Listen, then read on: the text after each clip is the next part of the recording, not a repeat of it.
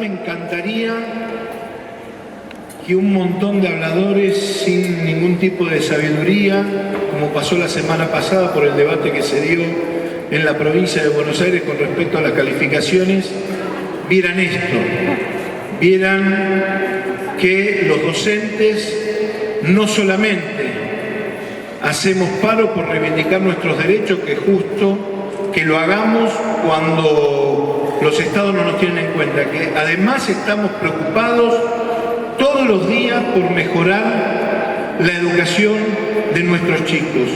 Por eso la semana pasada, el jueves, viernes, cuando intentaban estigmatizar a los chicos y culpar a los docentes de la situación educativa, me hubiera gustado que muchos de esos que se la pasan recorriendo programas de televisión y no saben absolutamente nada de lo que están hablando, que recorran una escuela o vengan a estos lugares para que vean de qué estamos preocupados los docentes. Y decirles, les agradezco a los compañeros de ACMER la invitación, le enviamos de acá un fuerte abrazo a Estela Maldonado, que está padeciendo una afección. Ella tendría que haber estado acá, Sonia también, pero Sonia está cumpliendo funciones, Sonia Leso, ahora como secretaria general de CETERA, y había reunión de Junta Ejecutiva, y cuando me invitaron los compañeros a venir a Entre Ríos sobre el movimiento pedagógico, el congreso, los precongresos, este es un precongreso que está realizando, yo pensaba, bueno, ¿cuál es el planteo que tenemos que hacer? Y bueno, vine pensando un montón de cosas, pero después escuché recién a la mesa que antecedió y me dieron ganas de decir un montón de otras cosas, ¿no? Porque fue excelente la devolución que han hecho recién los tres compañeros que estuvieron acá. Y la primera cuestión que quiero decir, ¿por qué la necesidad de un movimiento pedagógico latinoamericano? Y tomando como referencia a Paulo Freire o a tantos docentes que han hecho muchísimo por la educación pública. En primer lugar, porque todas las reformas educativas que se han intentado o han intentado estos últimos 20 o 30 años en nuestros países eran reformas educativas diseñadas en los organismos financieros internacionales como el Banco Mundial, el Fondo Monetario Internacional o determinados centros de poder que lo que pretendían era configurar una escuela que contuviera socialmente a los chicos y que formara mano de obra barata para adecuarse a las leyes del mercado. Y nosotros nos negamos a eso. Nosotros no queremos una escuela que enseñe que pobre subo siempre.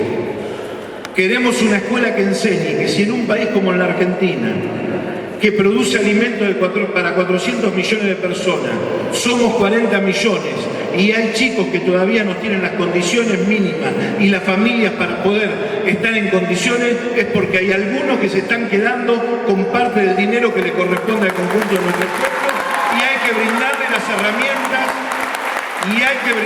herramientas a esos chicos para que puedan disfrutar. Queremos enseñar en una escuela pública que profundice las sociedades democráticas. No hay posibilidad, ni en la Argentina ni en Latinoamérica, la profundización democrática, la construcción de países igualitarios si no hay educación pública. Y eso lo tenemos muy claro, tenemos experiencia. No, acuérdense, nos pusieron los ejemplos de Chile. Chile permanentemente lo miraban en el horizonte como un ejemplo a seguir.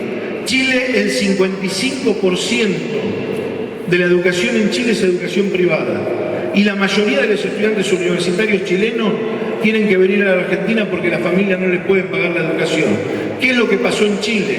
Cuando muchos tecnócratas nos decían que teníamos que mirar a Chile, se movilizaron los estudiantes secundarios, se movilizaron hace 6 años. Hace 3 años se movilizaron los estudiantes universitarios. ¿Cuál es el resultado de esas movilizaciones y de esa fuerza? Que hoy, nuevamente, la presidenta de Chile, Michelle Bachelet, que ya había sido presidenta de la Nación en otra oportunidad, tenga que plantear las reformas educativas necesarias para generar inclusión y generar igualdad a todos los estudiantes chilenos, mirando como referencia el sistema educativo argentino.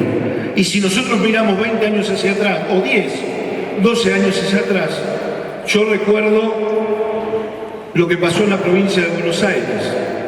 La provincia de Buenos Aires, la reforma educativa, que se pensaba como una reforma supuestamente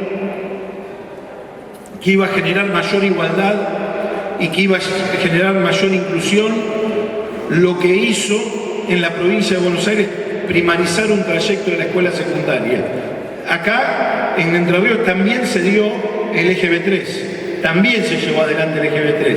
Intentaron hacer desaparecer las escuelas técnicas. En la Argentina había un proyecto de privatización de la escuela pública, al igual que Chile, que empezó en el gobierno de Onganía con la con la provincialización de escuelas nacionales. Siguió la dictadura militar con la provincialización de las escuelas primarias y siguió en la década del 90 con la provincialización de las escuelas nacionales a todas las provincias. ¿Cómo seguía eso?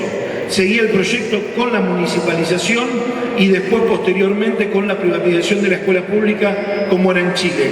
¿Qué es lo que pasó en la Argentina que no pudieron? Sí avanzaron con la privatización de ferrocarriles, de energía, de lo que era la electricidad, de lo que eran las empresas del Estado. Con eso avanzaron. En un área no pudieron avanzar, que fue en la escuela pública. ¿Por qué? Porque, como decía el panel anteriormente, hubo militantes, maestros, docentes, profesores que nos asumimos como sujetos políticos, salimos a dar batalla, dimos la pelea y junto a la comunidad defendimos la escuela pública y hoy podemos decir que tenemos educación pública por la pelea que dimos adelante.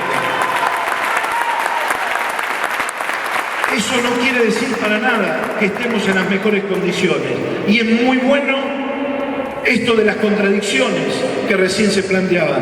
No hay que tenerle miedo a las contradicciones, hay que nombrar las contradicciones, porque aún en procesos políticos progresistas en América Latina tenemos contradicciones con los mismos gobiernos. Si no, nos llevaríamos adelante medidas de fuerza como las llevamos. Y lo que tenemos que tener en claro es una cuestión muy básica. Tenemos que estar parados en el mismo lugar que estuvimos parados siempre, que es a favor de los derechos de los chicos, de nuestros derechos y de los derechos de nuestro pueblo, y en la defensa de la escuela pública. Y hay que pensar que decíamos en la década del 90, y en la década del 80 y en la década del 70. ¿Y qué es lo que decimos ahora? Y decimos exactamente las mismas cosas, y peleamos por las mismas cosas, y damos y llevamos adelante estrategias por las mismas cosas. Ese es un valor fundamental, que es el valor de la coherencia. No es que nos quedamos anquilosados en la escuela de hace 30 años atrás, porque por supuesto hay que modificar muchas cosas y tenemos que desarrollar estrategias pedagógicas, estrategias políticas, estrategias sociales para mejorar la situación. Pero sí tenemos una idea, que es una educación pública de calidad para el conjunto de nuestros chicos. Nosotros queremos que los chicos salgan de la escuela, no solamente que se apropien del conocimiento y que ese conocimiento lo utilicen como herramienta para el desarrollo individual, sino queremos que formar ciudadanos críticos que se apropien del conocimiento y que ese conocimiento, además de la superación individual, lo utilicen como aporte del desarrollo de la comunidad. Tenemos que construir ciudadanos críticos con pleno conocimiento de sus derechos para que sean capaces de transformar la realidad y que combatan con la injusticia, contra la injusticia en cada lugar donde se dé. Pelear. De eso se trata, de construir sociedades democráticas. Y vuelvo al debate de la provincia de Buenos Aires de la semana pasada. Decían, yo escuchaba a algunos periodistas que decían que era el lunes, mire, estaban hablando de escuela primaria, no estaban hablando de escuela secundaria. Y decían, no, pero ¿cómo no le van a poner el 1? ¿Cómo no le van a poner el 1 en el tema de la escuela primaria? Y lo que se trataba no era que los chicos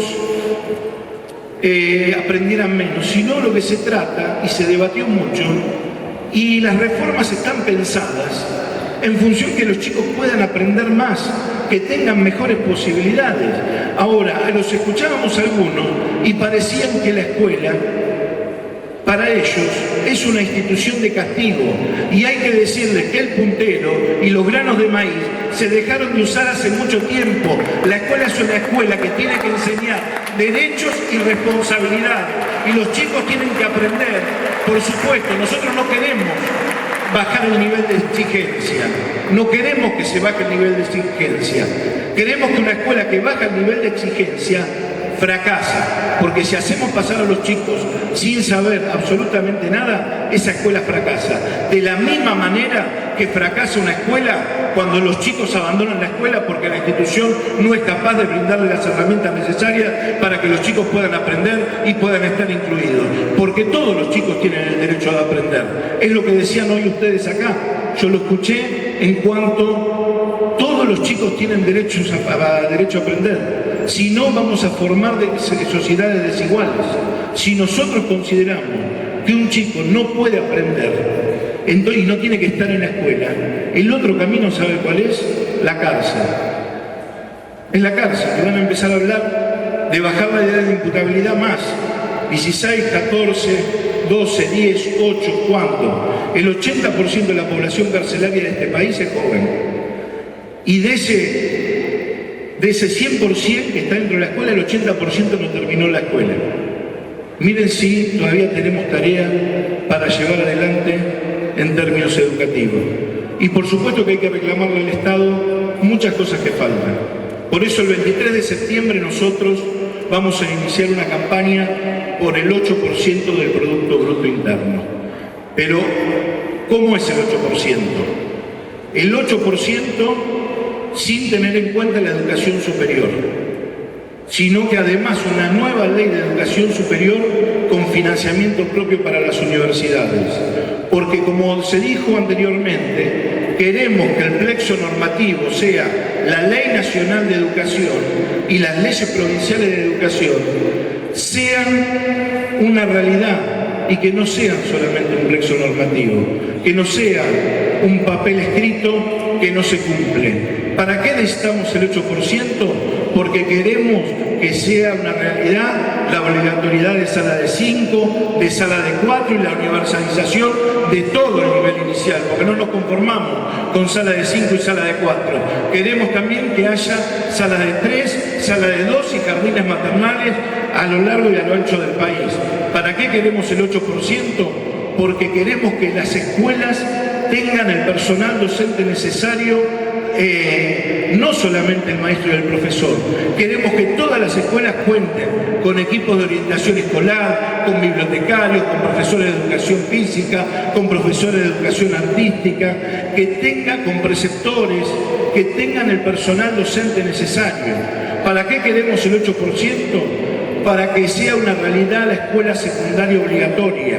No se puede decir que hay escuela secundaria obligatoria, como pasa en mi provincia, cuando hay 2 aulas que construyeron en el medio de una escuela, del patio de la escuela primaria, y dicen que eso es escuela secundaria. No, hay que construir las escuelas secundarias necesarias con el personal docente para que se pueda desarrollar la actividad como se tiene que desarrollar. Y queremos el 8% para que aumenten los salarios docentes, porque el salario docente es un factor de calidad. Cuando nosotros discutimos salarios docentes, discutimos la calidad de la educación, porque no se puede pretender que haya una educación de calidad si un maestro tiene que trabajar 2 o 3 cargos, o un profesor 30, 40, 50 horas y recorrer como profesor taxi las diferentes escuelas. Nosotros queremos que un docente trabaje un solo cargo con horas frente a alumnos y horas institucionales y esté dedicado exclusivamente a la enseñanza de esos chicos en las escuelas. Para eso queremos el 8%.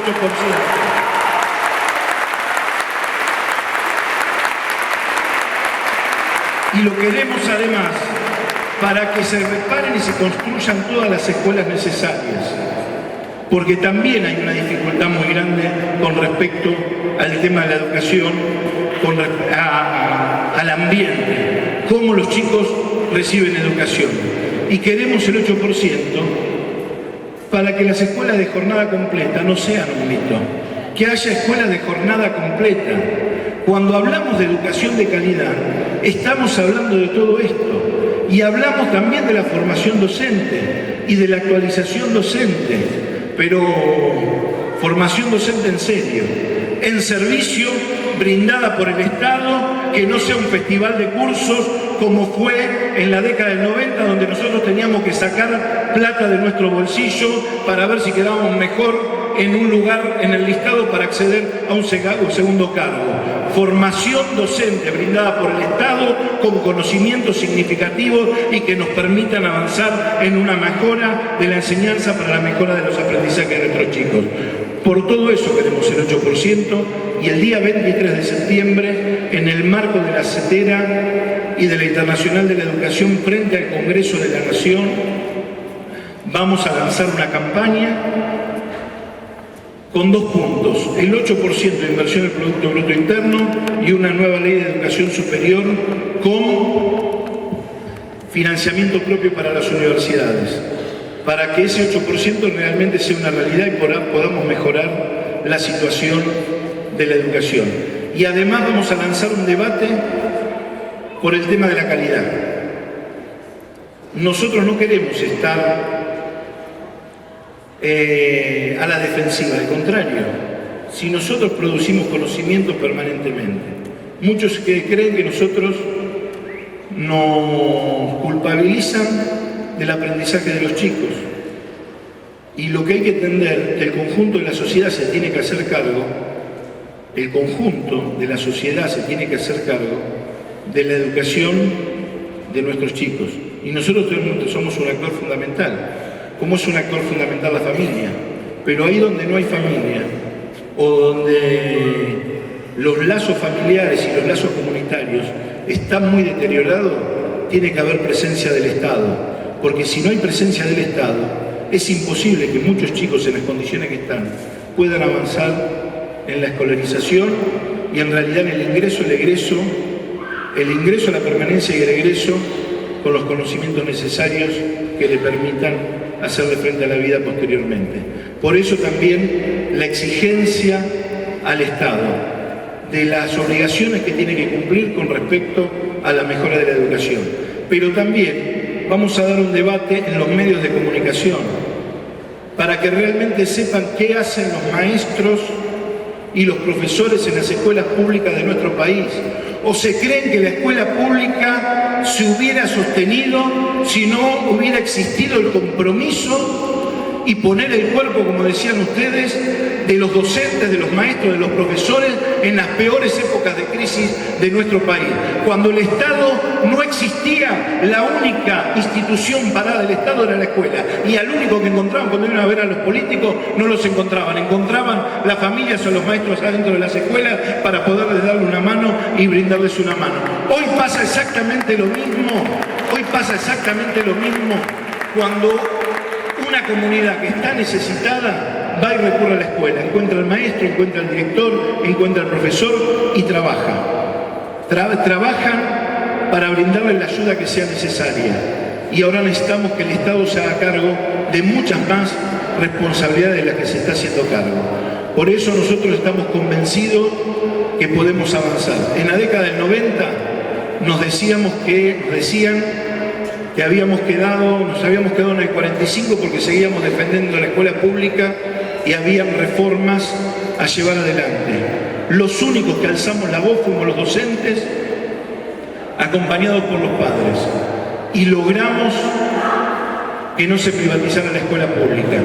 Teníamos 2 reclamos en la Carpa Blanca: Ley de Financiamiento Educativo y derogación de la Ley Federal de Educación. Los 2 reclamos los llevamos a la práctica. Ahora vamos por más. Y en ese vamos por más tiene que estar el compromiso de todos nosotros. Y que con esto quiero cerrar con un ejemplo que siempre las luchas son muy importantes, muy importantes.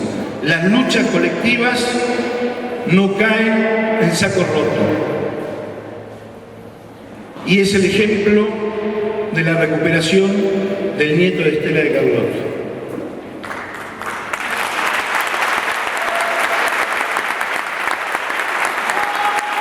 ¿Y saben por qué? Miren ustedes. Estela, las abuelas de Plaza de Mayo, las madres, empezaron hace muchísimos años en plena dictadura militar, como madres y como abuelas, con la única herramienta que era el pañuelo blanco. Y la policía las corría, como había estado el sitio, y le decían que no podían concentrarse, que tenían que circular. Y las madres empezaron a circular, por eso la ronda de los jueves en Plaza de Mayo. Más de 35 años peleó Estela de Carlotto la recuperación de su nieto, pero no solamente de su nieto, la recuperación más de 500 nietos desaparecidos. Y no importaba si no era el nieto de ella, importaba la recuperación del resto de los nietos. ¿Saben el nieto de Estela de Carlotto qué hacía antes de saber que era el nieto de Estela de Carlotto? Es profesor, es docente, profesor de música y hacía festivales por el derecho a la identidad. Y acompañaba en su lugar en Olavarría muchas actividades que tenían que ver con el tema del derecho a la identidad. ¿A qué sindicato se afilió? Al SUTEBA, se afilió al SUTEBA, sin saber que era el nieto de Estela de Carlotto. Y la novia de él, se llama Celeste, es profesora en la central, en un centro de formación profesional de la Central de Trabajadores Argentinos. ¿Saben quién, cuando él se enteró y tuvo dudas de que podía ser adoptado, quién lo orientó a que se vaya a hacer los análisis de ADN y que podía ser hijo de desaparecido? La secretaria de Derechos Humanos de SUTEBA Olavarría, que tiene 3 hermanos desaparecidos. Se hizo los análisis y ahí se enteró que era hijo de desaparecidos y era el nieto de Estela de Carlotto. Lo que quiero decir con esto, que no hay lucha en vano. Las madres dicen, la única lucha que se pierde es la lucha que se abandona. Y nosotros tuvimos un referente muy importante, que fue Isauro Arancibia. Y que acá veo muchas caras jóvenes que lo tienen que conocer y tienen que saber de la historia de lucha de nuestros compañeros. Porque afortunadamente la historia no llega, no termina, en realidad no empieza cuando uno llega, ni termina cuando uno se va. Isauro Arancibia era profesor, era maestro en Tucumán. Peleaba contra los ingenios azucareros para que no explotaran a los chicos.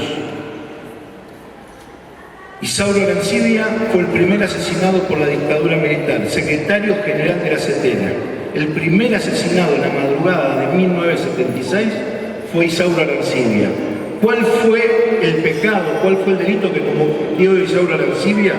Iba a buscar a los chicos a la zafra y a llevarlos de vuelta al tema de la escuela y a denunciar a quienes explotaban a los chicos. Y a él le dijeron que lo iban a asesinar, porque 3 días antes que comenzara la dictadura habían asesinado a Atilio Santillán, que era el secretario general de FOTIA, que era la Federación de Trabajadores del Azúcar. Y entonces le dijeron, Atilio, Isauro, te tenés que ir, le dijeron sus compañeros. Y él les dijo, no, porque si me voy yo, ¿qué queda para los compañeros de comisión directiva?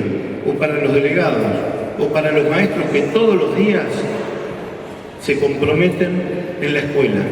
Yo me tengo que quedar. ¿Y dónde se quedó? En el sindicato. Esperó el golpe militar en el sindicato. Y pasó lo que él sabía que iba a pasar. Entró una banda de cobardes ese 24 de marzo de 1976 y lo asesinó a sangre fría en el sindicato a él y a su hermano. Y le robaron un par de zapatos nuevos que le habían regalado en agradecimiento a cómo enseñaba. Por eso nosotros decimos que los zapatos de Isauro siguen caminando mientras haya docentes con compromiso, donde haya trabajadores de la educación que se planten ante la injusticia y peleen y defiendan a la escuela pública como la defienden todos los días ustedes en el enseñar y en la lucha que llevamos por delante. No hay lucha que se pierda, la única lucha que se pierde es la que se abandona. Y estamos convencidos que todos tenemos la fuerza, juntos, no uno solo o dos, todos juntos tenemos la fuerza de cambiar la realidad. Vamos por más escuela pública, vamos por más derechos, vamos para un país que merezca ser vivido por todos. Muchas gracias a todos.